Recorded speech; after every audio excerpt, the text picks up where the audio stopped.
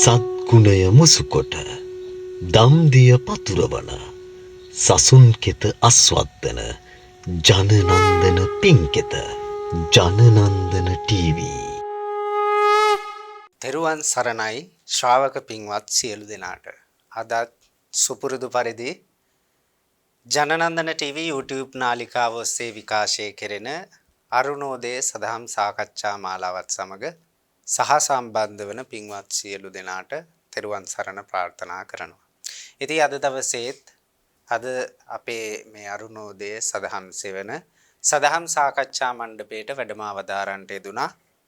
මාලෙවන පාදාගොඩ ශ්‍රී ජනනන්දනාරාම විහාරස්ථානයේ වැඩ වාසය කරන විද්‍යාවේදී විනයාචාර්ය උඩුවේ සුජාත හිමිපාණන් වහන්සේ උන්වහන්සේ ඉතාමත් ගෞරවයෙන් යුක්තව මේ සාකච්ඡා මණ්ඩපයට අපි පිළිගනු ලබනවා. අද දවසේත් අපි බලාපොරොත්තු වෙනවා වෙනද වගේම ඔබට නැගෙන දහම් ගැටළු වලට පිළිතුරක් එහෙම නැත්නම් ධර්මානුකූල විසඳුමක් ලබා දෙන්න. ඉතින් අද අපිට යොමු වෙලා තියෙන ගැටලුවක් ප්‍රශ්නයක් අපි මේ විදිහට සාකච්ඡා කරන්න බලාපොරොත්තු වෙනවා. විශේෂයෙන් මේ අපේ හාමුදුරුවනේ තෙරුවන් සරණයි මේ අටසිල් සමාදන් වෙනවා කියලා එකක් අපි මේ බොහෝ වෙලාවට පොහොය දිනවල පන්සල්වලදී සිද්ධ කරනවා. සමහර වෙලාවට පෙර පොහොය වැඩසටහන් හැටියට සිද්ධ කරනවා. මෙහෙම අටසිල් සමාදන් වෙනවා. ඒ වගේම අපිට තියෙනවා තව එක ආකාරයේ සිල් ක්‍රමවේද තියෙනවා. උපෝසත සීලය කියයි. මේ අතරින් බහුතරයක් විහාරස්ථානවලදී අපි දකින දෙයක් තමයි මේ අටසිල් සමාදන් වෙනවා කියන එක. අපේ හැමදෙරෝනේ අටසිල් පිළිබඳව පොඩි විස්තරයක් කොහොමද මේ අටසිල් අසුරු කරගෙන අපි මේ නිවන් මඟක් වඩන්නේ කියන කාරණාව උපනිශ්‍රය කරගන්නේ කොහොමද කියන කාරණාව පැහැදිලි කරන්න ගෞරවයෙන් යුක්තව ආරාධනා කර සිටිනවා. තෙරුවන් සරණයි සියලු දෙනාටම. අපි බොහොම දන්න කියන මාතෘකාවක් මේ බෞද්ධයෝ විදිහට අපි කවුරුත් පන්සිල් ගන්නවා අටසිල් ගන්නවා පොය දවසට. ඉතින් මේ ආකාරයේ සීල සමාදානමේ කටයුතු අපිට නුහුරු දෙයක් නෙමෙයි අපේ බෞද්ධයන්ට. හැබැයි අපි හරියාකාරව තේරුම් ගන්න ඕන දේ තමයි මේ විස්තර විග්‍රහ ඇතිව අපි මොකක්ද මේ සමාදන් වෙන සීලය. එහි අර්ථය කොයි වගේද කියන කාරණාව ගැන වැටහීමක් තියෙන ප්‍රමාණය අඩු වෙන්න පුළුවන්. ඉතින් අපි බලාපොරොත්තු වෙන්නේ අද දවසේ යන්නේ ඒ ශික්ෂාපද විස්තර කරලා විග්‍රහ කළා මෙහි තියෙන නිවන් දකින්න අවශ්‍ය උපනිශ්‍රය කොහොමද මේ සීල සමාදානය තුලින් ඇති කරගන්නේ කියන එක ගැන කෙටියෙන් නමුත් විස්තරයක් කරගන්න. ඉතින් අපේ හාමුදුරනේ අපි අහලා තියෙන දේ තමයි අපි අහලා තියෙනවා පන්සිල් කියලා අහලා තියෙනවා. ඊට පස්සේ පංච වත කියලා දෙයක් අපි අහලා තියෙනවා. ඊට පස්සේ අපි අහලා තියෙනවා දුස්චරිත සුචරිත සමාදානය අපි අහලා තියෙනවා. දැන් අපි ওই හැම එකටම දැන් මේ වෙනකොට කියන්න පුරුදු වෙලා තින්නේ පාණාතිපාතා වේරමණී අදින්නාදානා වේරමණී. ඒතකොට මේ ඔක්කොම එකක්ද? එහෙම ගැටලුවකුත් තියෙනවා. ඒතකොට බුදු පියාණන් වහන්සේගේ දේශනාවේදී කිං සීලං කියලා අහන ප්‍රශ්නෙට බුදු පියාණන් වහන්සේ දෙන පිළිතුර තමයි පහාන සීලං වේරමණී සීලං චේතනා සීලං සංවර සීලං අවිතික්කම සීලං. ඔන්නෝක තමයි සීලය. පංච සීලය. ඔක තමයි නිත්‍ය සීලය. නොකැඩෙන සීලය. ඒතකොට අපි පන්සිල් කියලා ගන්න එතකොට මොකක්ද? අපි මෙතනට පන්සිල් කියලා ගන්නේ මෙන්න මේ ශික්ෂාපද සමාදානයි. ඒ කියන්නේ යම් කිසි සමාදානයක් තියෙනවා. ඒක සීලය නෙමෙයි ඒක වත.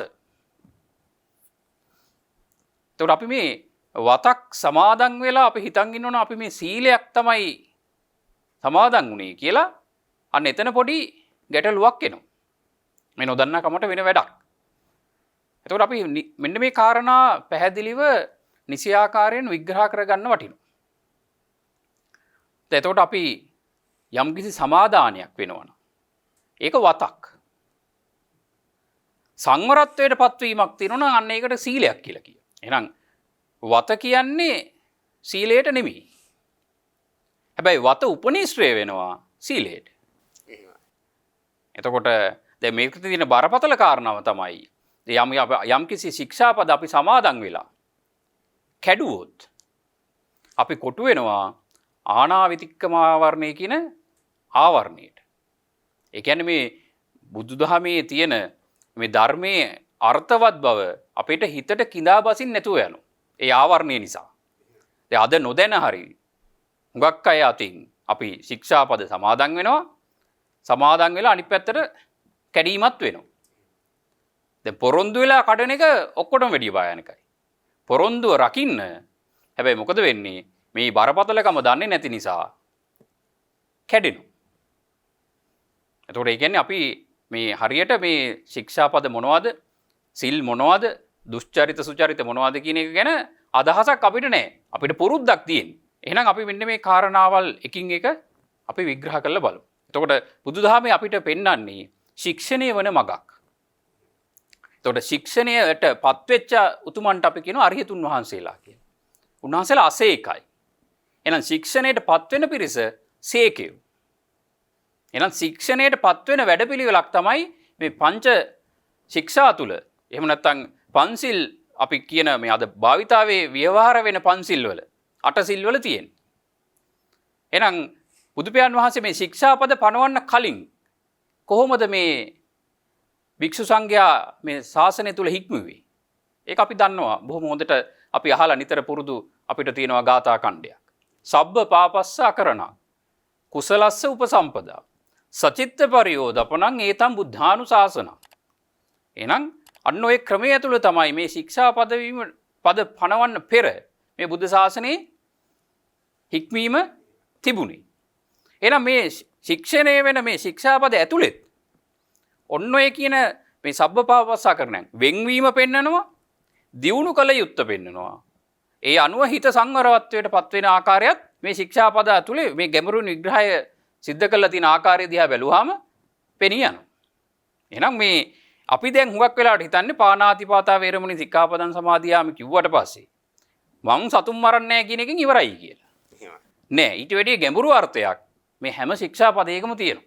එහෙනම් අර්ථය හරියට අපි දැනගෙන ඕනේ. අපි ගන්නෙ මොකක්ද? අපි පොරොන්දු වෙන්නේ මොකක්ද කියලා හරියට තේරුම් අරගෙන ඕනේ. ඒ පොරොන්දුව වෙන්න. නැත්තම් පස්සේ කියන්න බෑ මම දන්නේ නේද?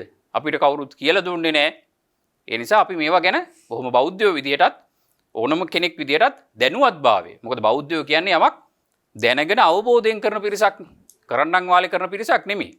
එහෙනම් මෙන්න මේ කාරණාව අද සමාජයට බොහොම වටිනවා මේ මාතෘකාව කතා කිරීමත්.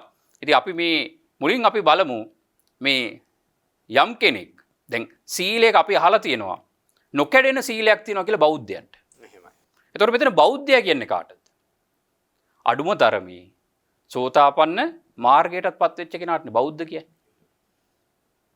මේ ලෝකෝත්තර අර්ථයෙන් නිවන් දකින්න අර්ථයෙන් අපි බෞද්ධයා කියන්නේ කවුද කියලා බැලුවොත් මේ භවයේ උදුරා දමන්නට සමත් ඒ වෙනුවෙන් කටයුතු කරන කෙනා තමයි බෞද්ධයා කියලා කියන්නේ. එහෙනම් මේ බෞද්ධයා මේ මාර්ගඵලලාභීෙක්ද නැද්ද? එහෙමයි. එහෙනම් මාර්ගඵලලාභීන්ට තියෙනවා නොකැඩෙන සීලයක්. ඒ සීලේ කැඩෙන්නේ. එයා ඒක මේ අදිෂ්ඨාන කළා සමාදන් වෙලා ඉන්න එකක් නෙමෙයි.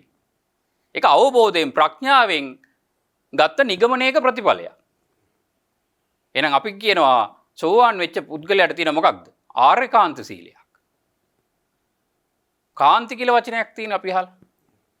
මේ අන්තවලට යන්නේ නැහැ. කාමසුකල්ලිකානුයෝගේ, අත්ත කියලා මතානුයෝගේ මෙන්න මේ කියන අන්තවලට.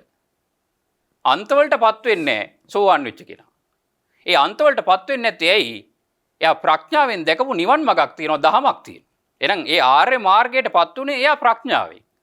ඒ දැක්ක නිසා එයා නැවත අන්තවලට බැහැ ගැනීමක් කවදාකවත් සිද්ධ වෙන්නේ නැහැ. මැදුම් පිළිවෙතේ මධ්‍යම ප්‍රතිපදාවේ කටයුතු කරමින් නිවන් පූර්ණය කරනවා.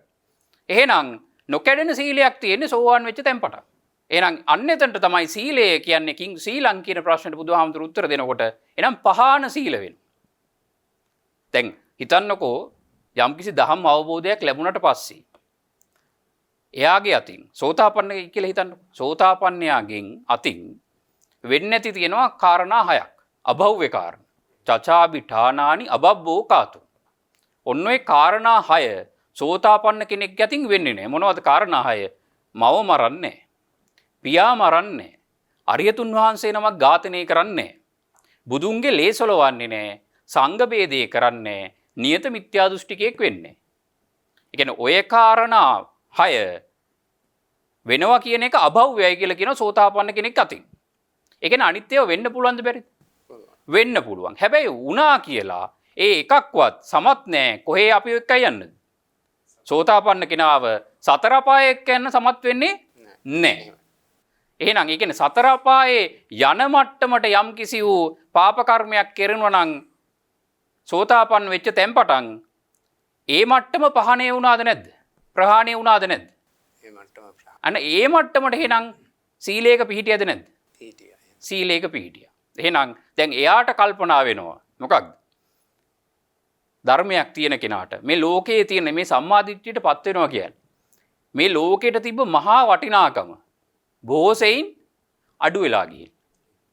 හිතන්නකෝ දැන් අපි අහලා තියෙන කතාව බුදුබණේ බුදුපියාණන් වහන්සේ විස්තර කරන කාරණාව. මේ මහ මුහුදක් තරම් කෙලෙස් වලින් සෝතාපන්න කෙනාට ඉතුරු වෙන්නේ මේ මුහුදට වතුරට මේ ඇඟිලි දෙක දාලා ඇඟිලි දෙකේ තැවරෙන වතුර ප්‍රමාණය කෙලස් ටික විතරයි තව දියුණු මේ ඉතුරු වෙච්ච කෙලස් ටික. මේ වතුරට ඇඟිලි දෙක දාලා ඒ ඇඟිලි දෙකේ ගෑවෙන මට්ටමේ කෙලස් ටික විතරයි ඉතුරු මහ මුහුදක් තරම් කෙලස් මේ සම්මාදිට්ඨියටපත් වෙනකොටම අහෝසි වෙලා නේද? මේ ප්‍රහාණය වෙලා. එතකොට හිතන්නකෝ මේ සම්මාදිට්ඨියේ වැදගත්කම. එහෙනම් ඒ මොකද? ඒ දෘෂ්ටිය සුද්ධ වුණා. ඒතොර එයාගේ මේ ලෝකෙට තිබ්බ වටිනාකම බොහෝ සෙයින් අඩු වෙලා තියෙනවා. එහෙනම් වටිනාකම බොහෝ සෙයින් අඩු වෙච්ච කෙනා දැන් ප්‍රාණඝාතයක් නොකර ඉන්නේ අපාය යන්න තියෙන බයට නෙමෙයි.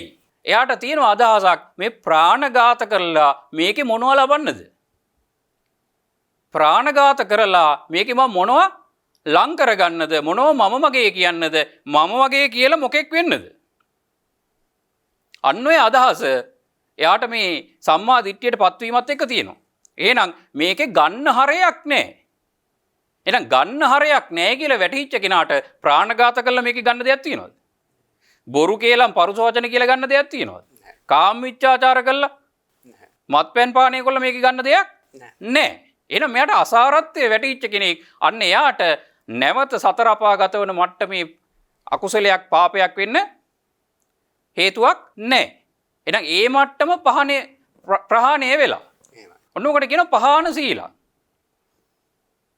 හරි. දැන් අපි උදාහරණයක් ගත්තොත් දැන් කාට හරි දැන් ඉඩම් කිව්වොත් එහෙම මේ අද කාලේ මිනිස්සුන්ට සෑහෙන වටිනවද නැද්ද?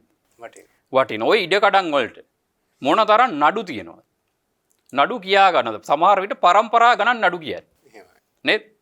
එතකොට ගහ මරා ගන්නවා. සමහරලාට මිනිත් මරා ගන්නවා. ඇයි මේ පෘථග්ජන මානසිකත්වයේ තුල තියෙනවා මේ ඉඩම් කියන ඒවා හරි වටිනවා කියලා. එනෝනේ වටිනාකම වෙනුවෙන් මිනිස්සු තරග කරනවා කුලල් කා ගන්නවා. නේද? හිංගි හිංසා කරගන්න. හැබැයි මේකේ වටිනාකම අතහැරිච්ච සෝතාපන්නෙක් ඉන්නවා නම් එයා මොකද කරන්නේ? මේකේ වටිනාකම එයාට බැහැලා තියෙන අඩු මට්ටමටම බැහැලා තියෙන. බිඳුවයි කියලා කියන්න බෑ. අඩු මට්ටමටම බැහැලා තියෙන. හිතන්නකෝ දැන් අපි කෙනෙක් එනවා රුපියල් ලක්ෂයක් අරගෙන. දැන් හොරෙක් දන්නවා මෙයා අතේ රුපියල් ලක්ෂයක් තියෙනවා කියලා. මෙයා හොරකම් කරන්න පෙළඹෙනවා. තව කෙනෙක් යනවා එතනින් රුපියලක් අතේ තියාගෙන. දැන් අපි දැන් හොරාට රුපියලක් අතේ තියාගෙන යන මිනිස්සයාගෙන් රුපියල හොරකම් කරන්න හිතෙන්නේ නැහැ. මොකද ඒක වටිනාකම අඩුයි. වටිනාකම නැහැ නෙමෙයි. වටිනාකම අඩුයි. හැබැයි අර ලක්ෂ තියෙන මිනිස්සයාට අපි කවදා හරි අපිට පුළුවන් වුණොත් අර ලක්ෂ රුපියලක් වගේ දකින්න. මානසිකත්වයෙන් වටිනාකමින් එදාට හොරකම් කරන සිතක් එන්නේ නැහැ. එහෙනම් අර වටිනාකම බැසීම තුලම අපි යම්කිසි සීලයකට පත් වෙනවා. ඊට පස්සේ එයා මොකද කරන්නේ? එවැනි මේ අකුසල කර්ම කරන එක හොඳයි කියලා ඒවා රමණය කිරීමෙන් වෙන් වෙනවා. මේ ලෝකේ හොඳයි වටිනවා සාරයි සුබයි කියන දෘෂ්ටියෙන් පරිහරණය කරලා මේ ලෝකේ තියෙන වස්තුන් පිළිබඳ තියෙන ආසාව, ඒව පසුපස යන්න තියෙන බලාපොරොත්තුව, ඒවා සිහි කර කර ඒවා රමණය කර කර ඒවා මේ හොඳයි කියන වටිනාකමින් එයා වෙන් වෙනවා. එතකොට එයා මොකද වෙන්නේ? වේරමණී සීලයටපත් වෙනවා. එතකොට ඒව පිළිබඳව මේ සංචේතනා පහල කරන එක මේ කෙලෙස් වැඩෙන ආකාරයෙන් නැවත නැවත කල්පනා කරන එක. ඒකත් දුරු වෙලා යනවා චේතනා සීලයට පත් වෙනවා. දැන් මෙයා මේ පාප ක්‍රියා නිසා මේ පාප අසංවරත්වයෙන් වෙන් වෙනවා. ඒ නිසා මොකද වෙන්නේ? සංවර සීලයට පත් වෙනවා. මේක මේ අවබෝධයකින් ප්‍රඥාවකින් ධර්ම අවබෝධය තුලින් මේ අවබෝධයට පත් වෙච්ච නිසා අපි මේ සීලයට කියන අවසන් සීලයට අවිතික්කම සීලය කියලා. නොකැඩෙන සීලයක් ඒක. එහෙනම් ඔය කියන ඔන්න ඔය ටිකට කියනවා පන්සිල්. ඔන්න ඔය ටික නිති පන්සිල්. ඔය ටික නිත්‍යයි. ඔය ටික වෙනස් වෙන්නේ නැහැ සෝවාන් වෙච්ච කෙනාගෙන්. ඔය සීලය පිහිටලා තියෙන්නේ. එහෙනම් නිති පන්සිල් කිව්වේ ඔන්න ඕකට. දැන් අපි නිති පන්සිල් කියලා රකින්නේ මොකද්ද? ශික්ෂාපද ටිකද නැද්ද? අන්න එතනයි මේ ප්‍රශ්නේ හටගන්න තැන. දැන් ඔබ වහන්සේ අපිට ප්‍රශ්නෙට යොමු කළේ මේ ශික්ෂාපද ගැන විග්‍රහයක් කරන්න කියලා. එහෙනම් ශික්ෂාපද දැන් හඳුර ගන්න ඕනේ.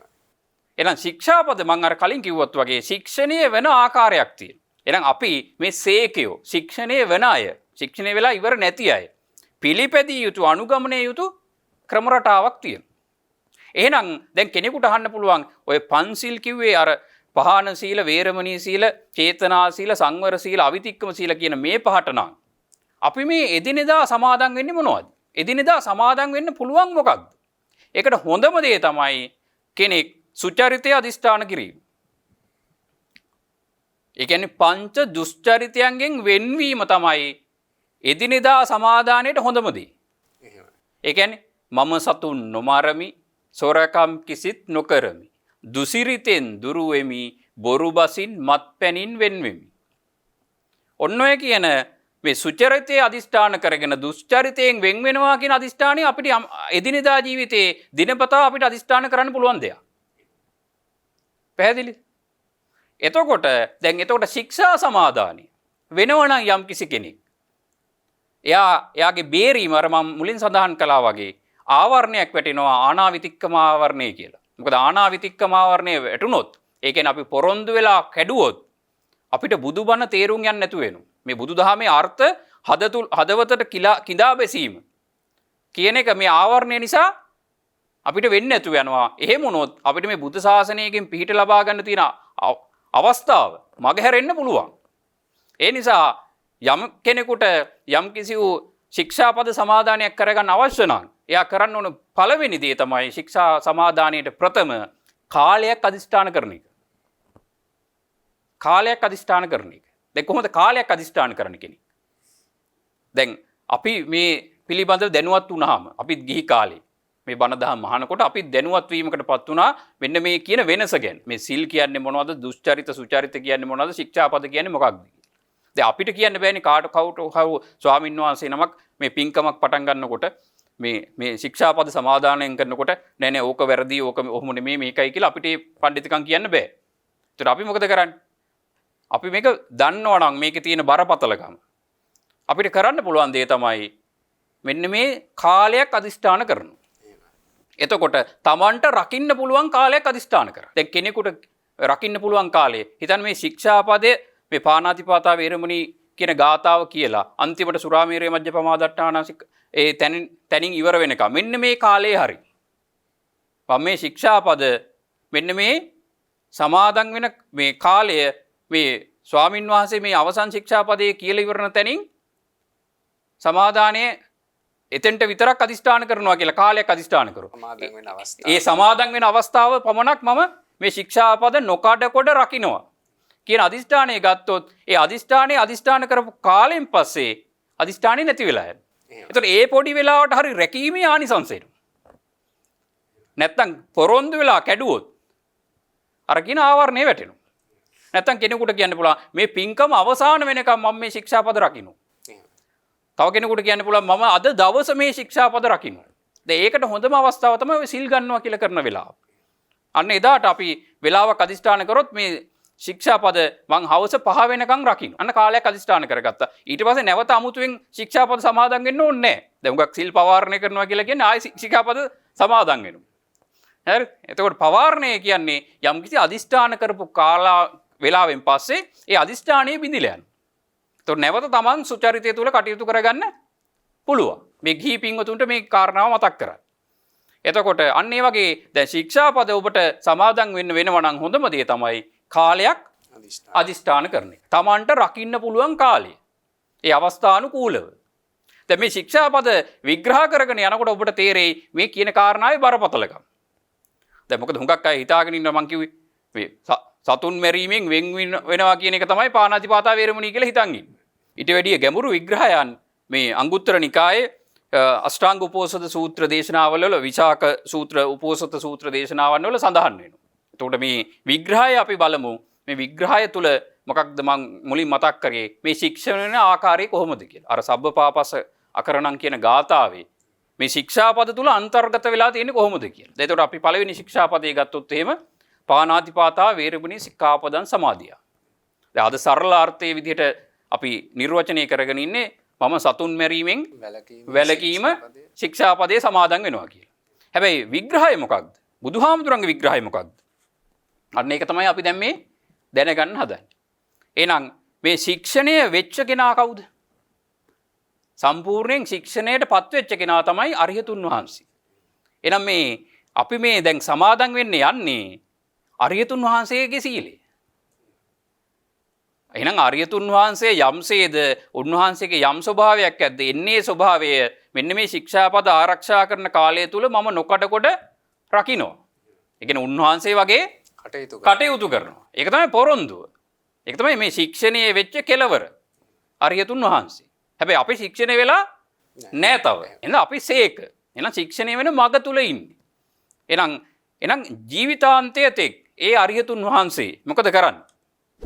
පරපණ නැසීමෙන් වෙන්ව පරපණ නැසීම අතහැර බහා තැබූ දැඩි මුගුල් ආයුධ ඇතිව පාපයට බිය ඇතුව ලැජ්ජා ඇතුව සියලු ප්‍රාණභූතයන් කෙරෙහි හිතානුකම්පිතව වාසය කරන්නේ.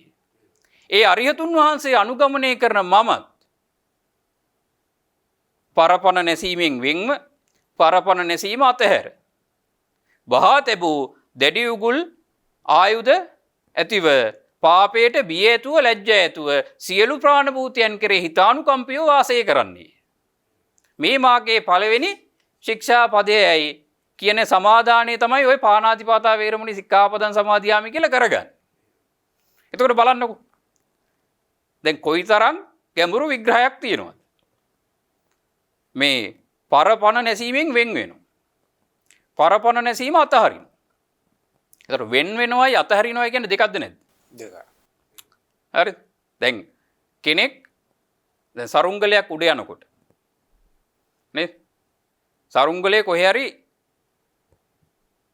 ගහගෙන යනවා. අපි පස්සෙන් දුවනවද නැද්ද? දැන් වෙන් වුණාට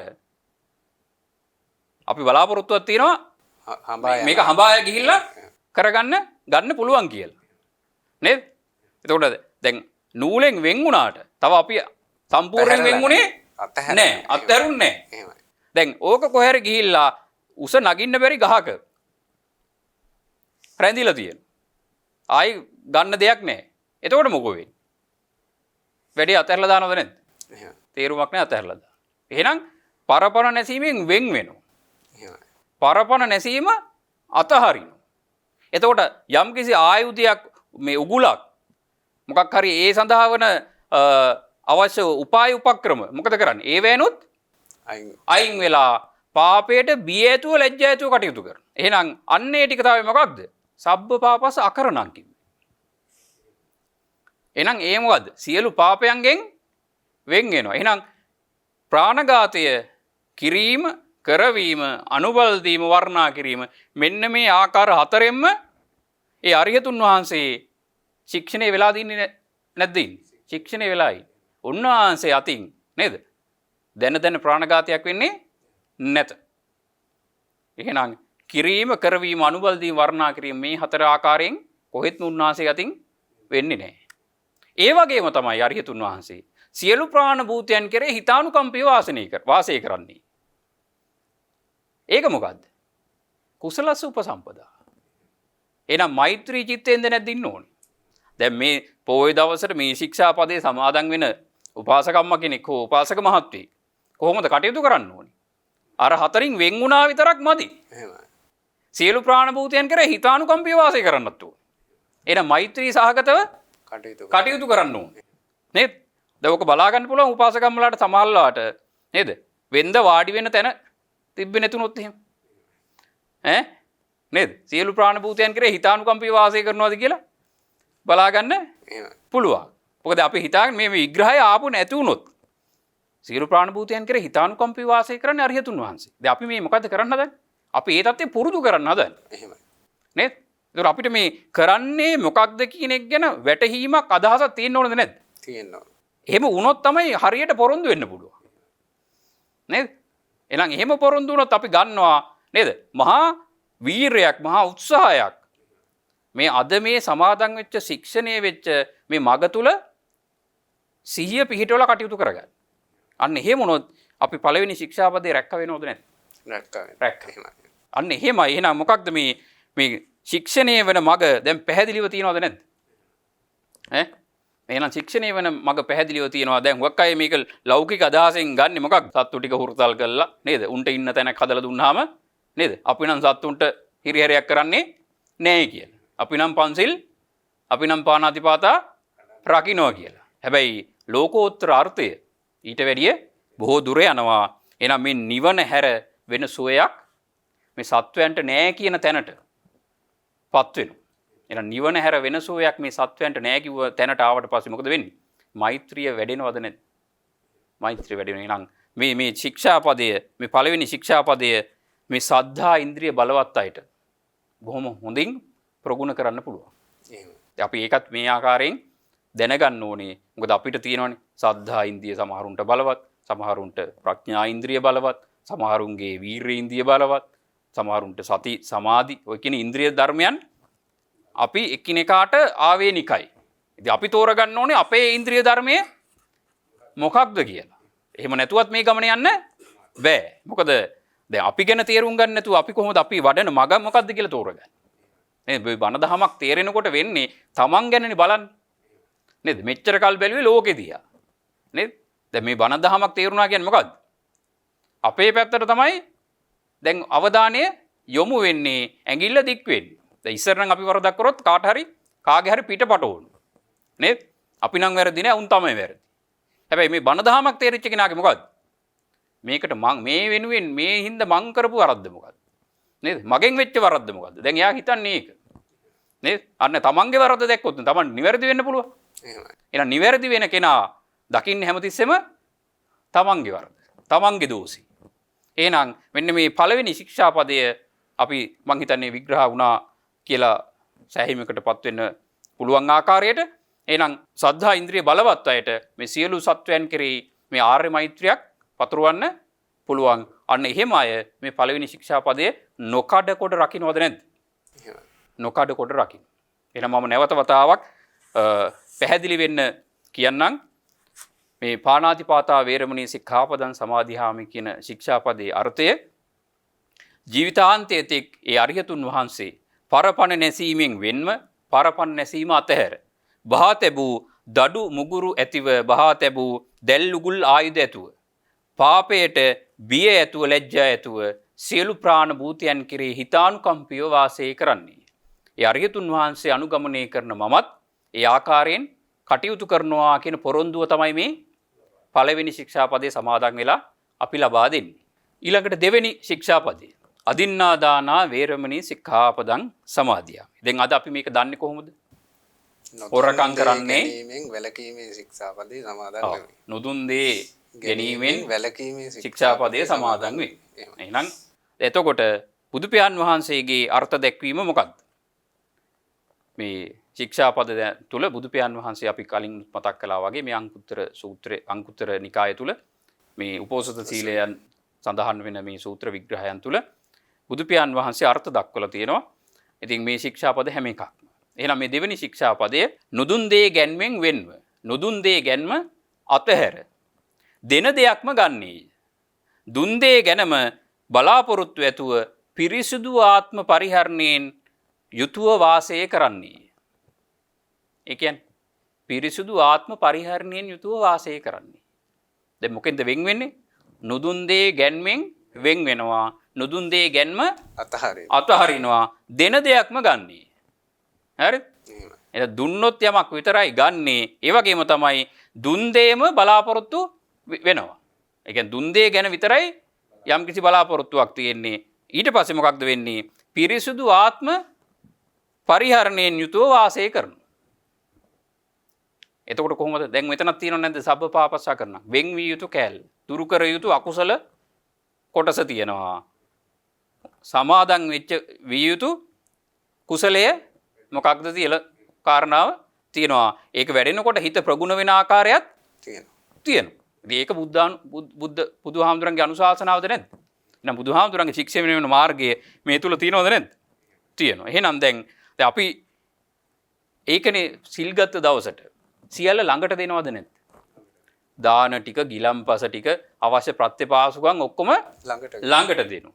මොකද ගිහින් ගන්න බෑ. ඇයි? සමාදන් වෙලා තියෙන්නේ මොකද්ද? නුදුන් දේ ගන්නේ නෑ. දුන් දේම ගන්න. හරි? ඒ දුන් දේ ගැන ලුණු මදිද? ලුණු වැඩිද? දානෙට සීනි නැද්ද? ඒ වගේ ප්‍රශ්න එන්න පුළුවන්ද? බෑ. එහෙම තියෙන විදියක් නෑ. දැන් හිතන්නකෝ උදේට දැන් මේ සිල් ගත්ත දවසට නම් මේක රකින්න එක ප්‍රශ්නයක් නෑනේ. ශික්ෂාපදේ. මොකද සියල්ල අවශ්‍ය පරිසරය එදාට තියෙනවා. හැබැයි දැන් හිතන්න ගෙදර ඉන්න නෝන මහත්මිය උදේම පන්සිල් සමාදන් වෙනවා. සමාදන් වෙලා මහත්යට කියන්නේ නැතුව මහත්යගේ පර්ස් එකෙන් කීයක් හරි ගත්තොත් මොකෝ වෙන්නේ? නුදුන් දේ ගත්තද නැද්ද? ගත්තා. එතකොට ඉතින් ඒකයි කියන්නේ මේ ගෙදර ඉන්නකොට එදිනෙදා ජීවිතයේදී මේ ශික්ෂාපද නේද? අපි සමාදන් වෙනවා. සමාදන් වෙලා අනිත් පැත්තට කඩනවද නැද්ද? කඩනවා.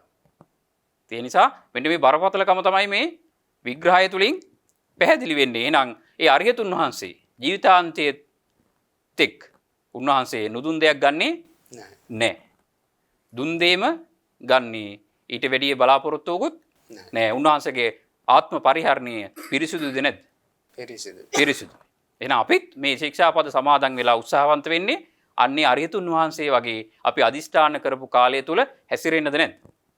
හැසිරෙන්නේ. එහෙනම් දැන් හුඟක් අයට අපි මේ වෙන් වෙන කැලල දැනගත්තට මේ කුසලය වැඩෙන පැත්ත ගැන අදහසක් නැහැ.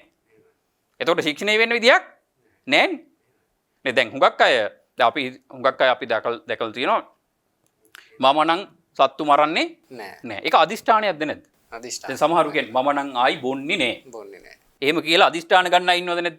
ඒවා අදිෂ්ඨාන. ඒවා නේද? සමාදන් වෙන ඒවා. ඒ මොනවද? ඒ වතක්. හැබැයි ඒක නරකද? නරක නෑ. ඇයි? කවදා හරි සීලයට ඒක උදව් වෙනවද නැද්ද? උපකාර වෙනවද නැද්ද? උපනිශ්‍රේ වෙනවද නැද්ද? උපනිශ්‍රේ වේ. හැබැයි මොකෝ වෙන්නේ? ඒවා නිත්‍ය නෑ. වෙනස් වෙනවා. ඒ මොකද ඒවා ගන්නේ සමහර විට කවුරු හරි කියන මේ දෙයක් අහලා නේද? අදිෂ්ඨානයක් ගන්නව නෑ මං ආයි බොන්නේ නෑ. ඒක අමූලිකා සද්ධාවෙන්ද නැද්ද ගන්න?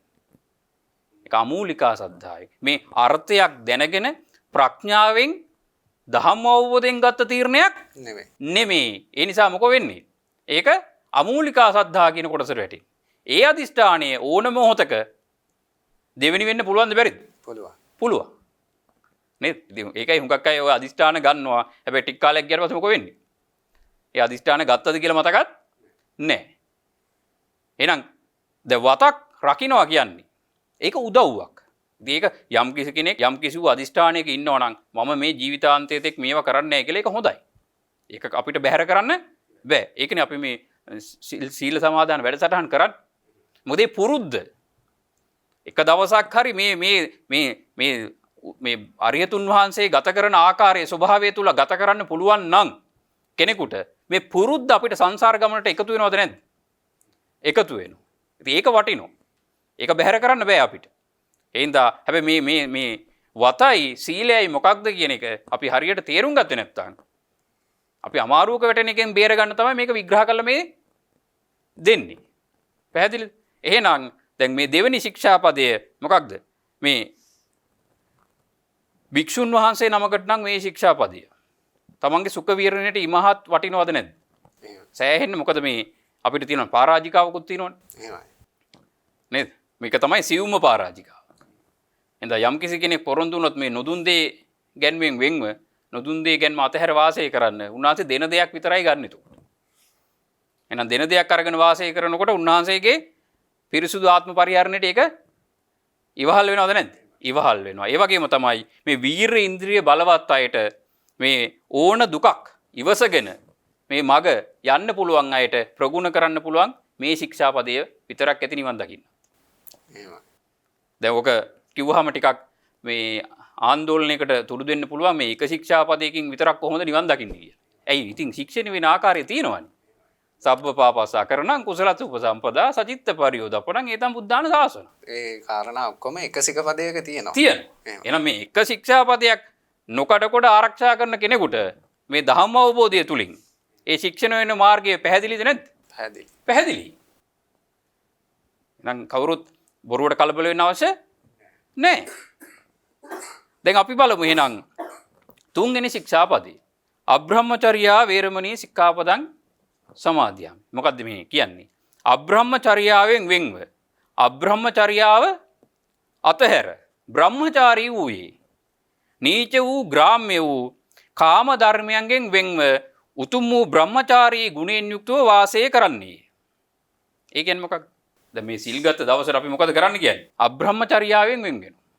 නේද? ඒ කියන්නේ වැරදි කාම සංයෝගයන්ගෙන් නේද? මේ කාමයට අදාළ සියලු කටයුතු වලින් වෙන් වෙනවද නැද්ද? වෙන් වෙන. එතකොට දැන් පන්සිල් ගන්නකොට මොකද කරන්නේ අපි? දැන් අපි දන්න පන්සිල් ගන්නකොට කාමේසු මිච්ඡාචාරා වේරමණී. එදාට අබ්‍රහ්මචර්යා කියන්නේ නැහැ.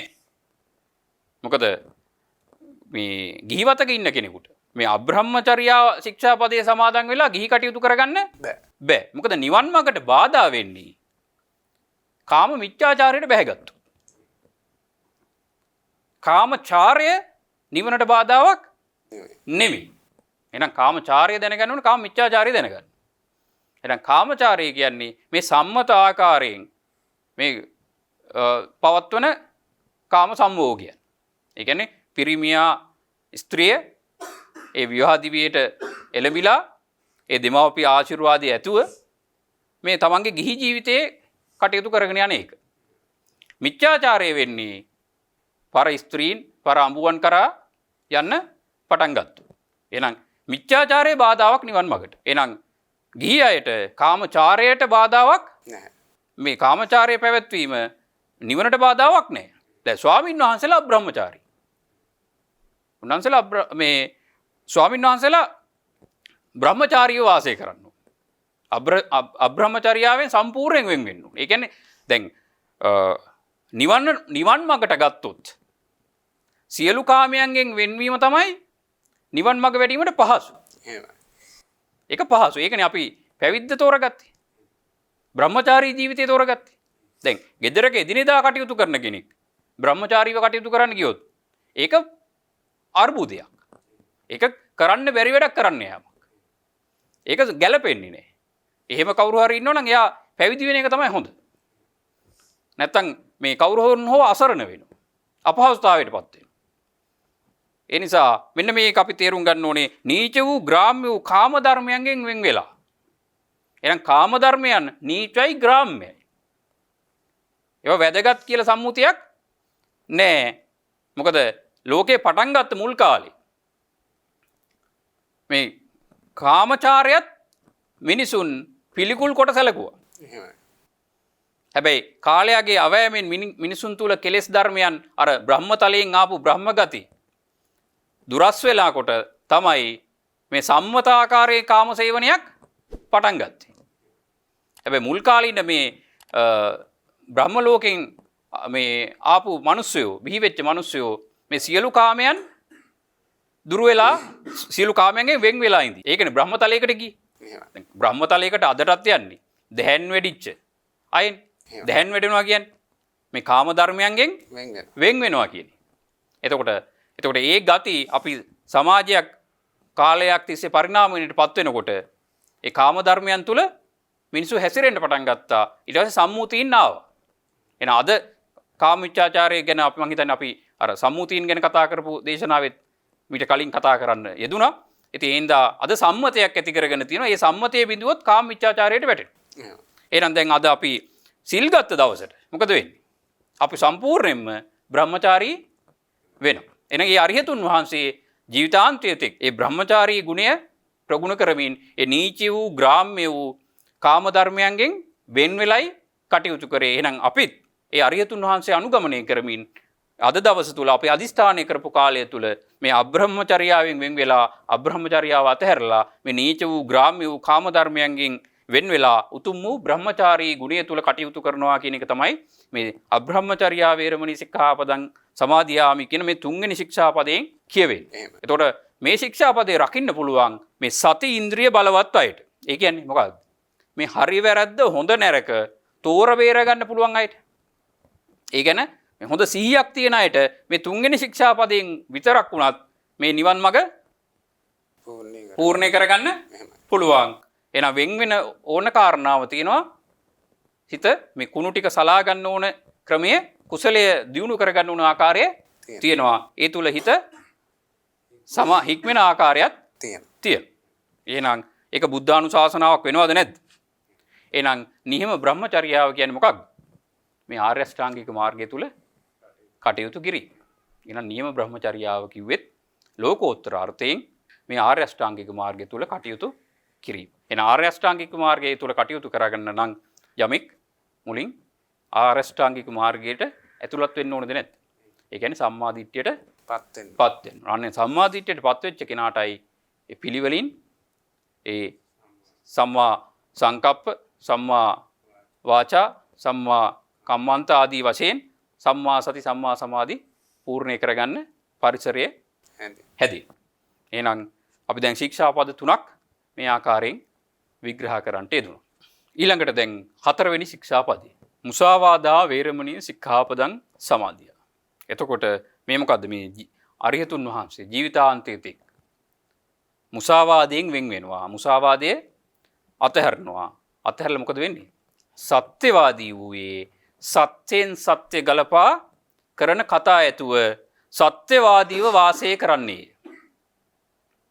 දැන් අපි දන්න කාරණා මොකක්ද? බොරු කියන්නේ බොරු කීමෙන් වෙන් වෙනවා කියන එක විතරයි. සත්‍යයෙන් සත්‍ය ගලපා කතා කරනවද? නැහැ. එහෙනම් අරිහතුන් වහන්සේගේ ශික්ෂාව සමාදන් වෙච්ච අපි උන්වහන්සේ අනුගමනය කරන මග යන්න උත්සාහවන්ත වෙන අපි මේ ශික්ෂාපදේ සමාදන් වෙනවා කියන්නේ මොකක්ද? මුසාවාදයෙන් වෙන් වෙනවා. මුසාවාදය අත්හැරලා මොකද කියන්නේ? සත්‍යවාදී වෙනවා කියන්නේ. සත්‍යවාදී වෙනවා කියන්නේ මොකද්ද? සත්‍යයෙන් සත්‍ය ගලපා කරන කටයුතු කතා ඇතුව සත්‍යවාදීව වාසය කරනවා කියන එක. එහෙනම් මේ අදිස්ථාන කරපු කාලය තුල මමත් ඒ අරිහතුන් වහන්සේ අනුගමනය කරනවා මේ 4 වෙනි ශික්ෂාපදේ නොකඩකොට රකින්නවා කියන එකද නැද්ද මේ කියන්නේ? එහෙනම් මොනවද මේ මුසාවාද කියලා කියන්නේ? සියලු මිසදුටු වාද මුසාවාද. මොනවද? සත්‍යවාද. නියම සම්‍යක් දෘෂ්ටියට පත්වීම තමයි සත්‍යවාද. එහෙනම් මිසදුටු සියලු වාද මුසාවාද. තේරුණා? එහෙනම් මේ ශික්ෂාපදේ බරපතලකම ගැඹුර සෙල්ලම්ද? එහෙනම් මේ මිසදුටුවක ඉන්න තාක්කල් වැරදි දෘෂ්ටියක ඉන්න තාක්කල් අපි ඉන්නේ මොකක්ද? මුසාවාදයේ තුලද නැද්ද? මුසාවාද. එහෙනම් ඇත්ත දකින්න තාක් අපි ඉන්නේ මිසදුටු බවක.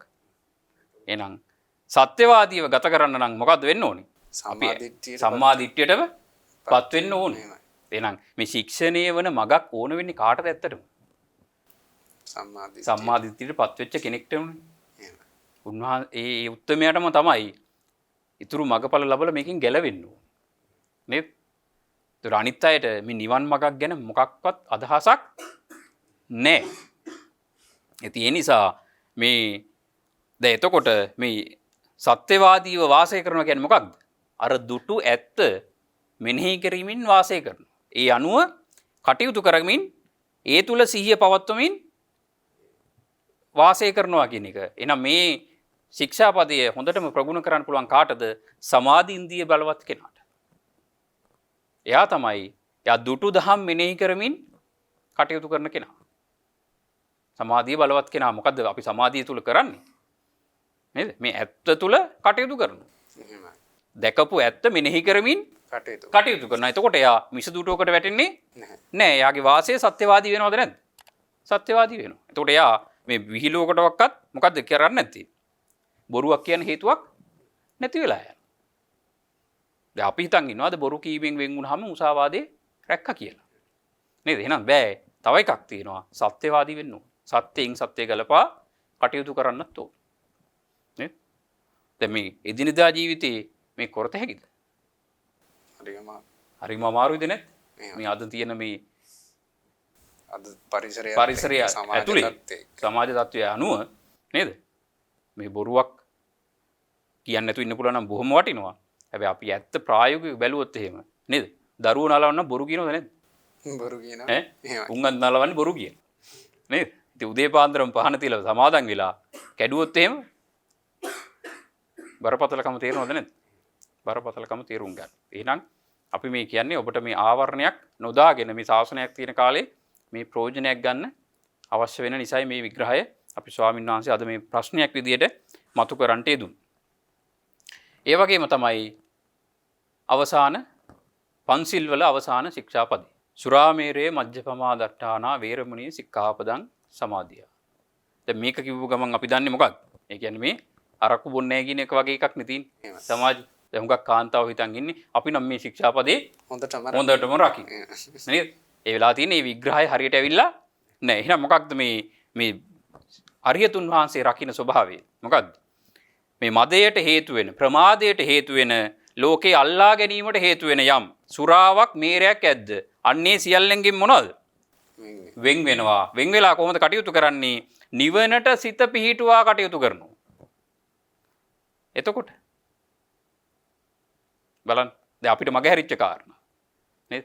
අපි දැන් එතකොට මෙතන සුරා මේරය කියන්නේ මොකක්ද? සුරාවක් මේරයක් තියෙනවා මොකක්ද මේ? අපි මේ අරක්කු බොන එක ගැන විතරද මේ? ඒකත් එකක් තමයි. දැන් හිතන්නකෝ අපි වෙලාවක අපි දැන් මේ කාන්තාව සමහර කතා බලන්න ගියාම මත් වෙලාද නැද්ද ඉන්නේ? ඇලිලා ඉන්නේ. නේද? ආයි ඒ වෙලාවට මොනවා කිව්වත් ඇහෙන්නෙත් නැහැ, කල්පනාවකුත් නැහැ, සිහියකුත් නැහැ. එහෙමයි. එතකොට සුරාමීරේ වෙලාද නැද්ද? එහෙමයි. සුරාමීරේ තුල තමයි ඉන්නේ.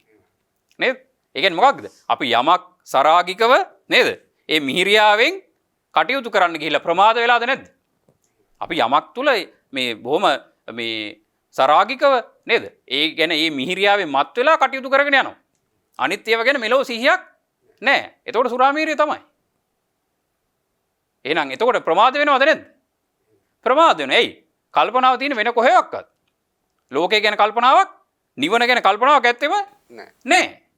එතකොට මේ ශික්ෂාපදේ මේ කුසලස් උපසම්පදා වෙන්නේ කොතනින්ද? නිවනට හිත පිහිටුවා කටයුතු කිරීමෙන්. මොකද නිවනට හිත පිහිටුවා කටයුතු කරන කෙනෙක් විතරයි අප්‍රමාදී වෙන්නේ.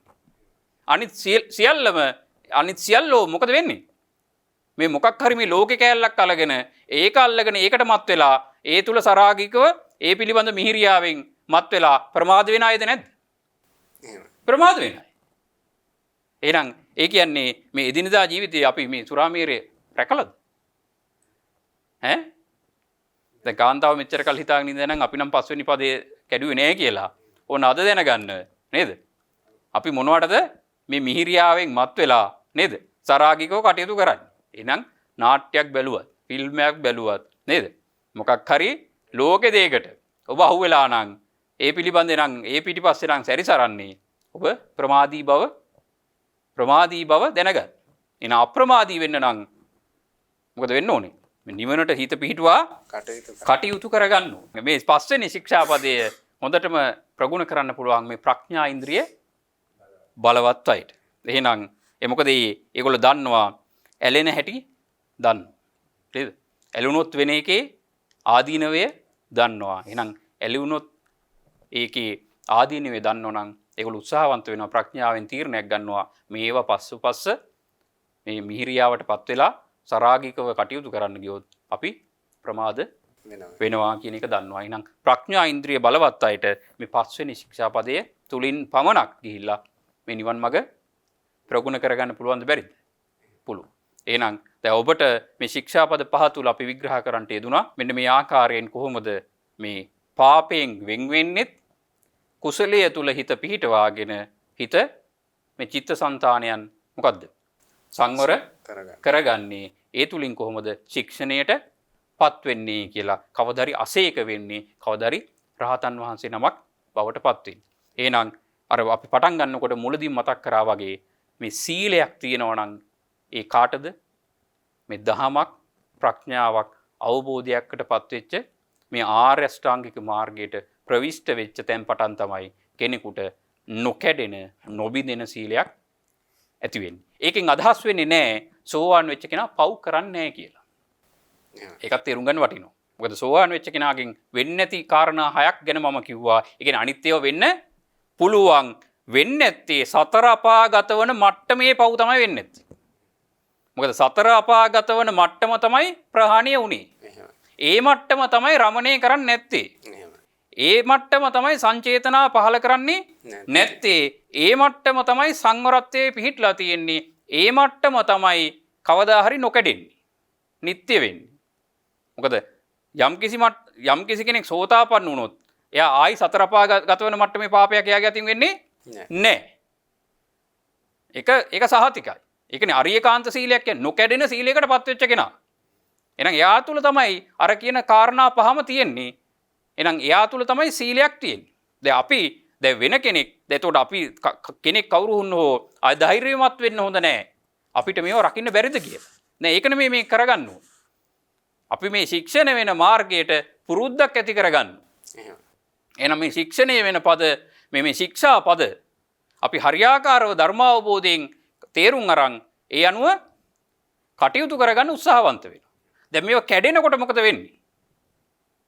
කැඩුණු බව දැනගන්න. දැන් මේ ශික්ෂාපදේ විග්‍රහ කළ දුන්නේ ඒකටයි. කොතනින්ද ශික්ෂාපදේ කැඩුන්නේ? මගේ අතින් මොකද්ද සමාදන් වෙලා වෙච්ච වැරද්ද? වැරද්ද දැක්කොත් වැරද්ද අඳුරගත්තොත් නිවැරදි කරගන්න පුළුවන්ද බැරි?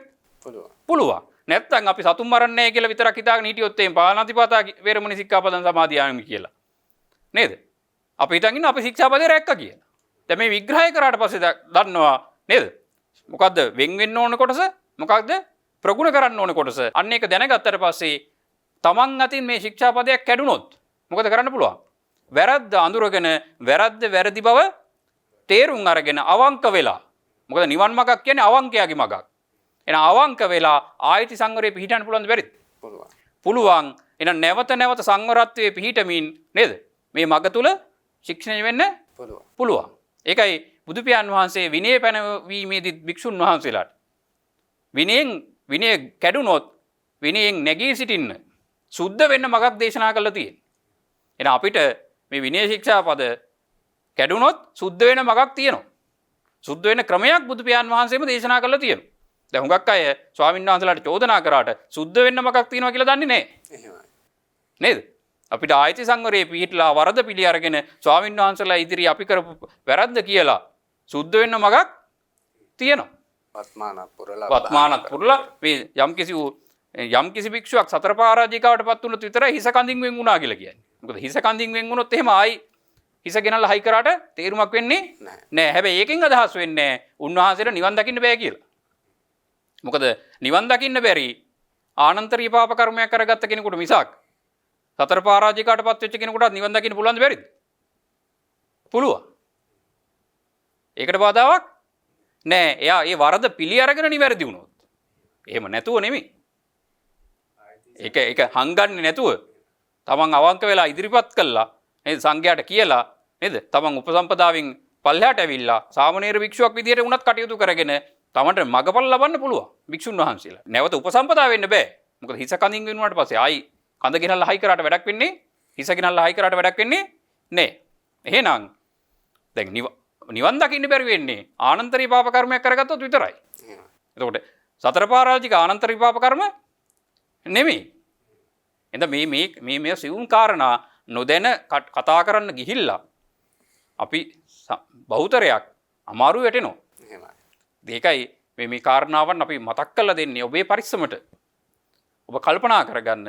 මොකද අපි හැමෝම මේ අරිහතුන් වහන්සේගෙන් විතරයි මේ දැන යමක් පාපයක් අකුසලයක් වෙන්නේ නැත්තේ. එහෙනම් ශික්ෂණය වෙන මාර්ගය තුල ඉන්න අයගෙන් මේවා කැඩෙන්න පුළුවන්. කැඩුනහම අපි අවංක වෙලා පිළි අරගෙන වැරද්ද හදාගන්න ඕන. එහෙනම් වැරද්ද නිවැරදි කරගෙන යන මගක් තමයි නේද? නිවැරදි වෙන මගක් තමයි ශික්ෂණය වෙන මගක් තමයි මේ බුදු සාසනය අපිට බුදු පියාණන් වහන්සේ දේශනා කළා තියෙන්නේ. එහෙනම් අපි අද දවසේ මේ වත් පිළිබඳව සීලය පිළිබඳව ශික්ෂාපද පිළිබඳව යම්කිසි අවබෝධයක් ලබා ගන්නට අපිට අපි අහලා තියෙන විදිහට අපි අහලා අපි තේරුම් ගත්ත විදිහට ඔබට මතක් කරන්න යෙදුණා.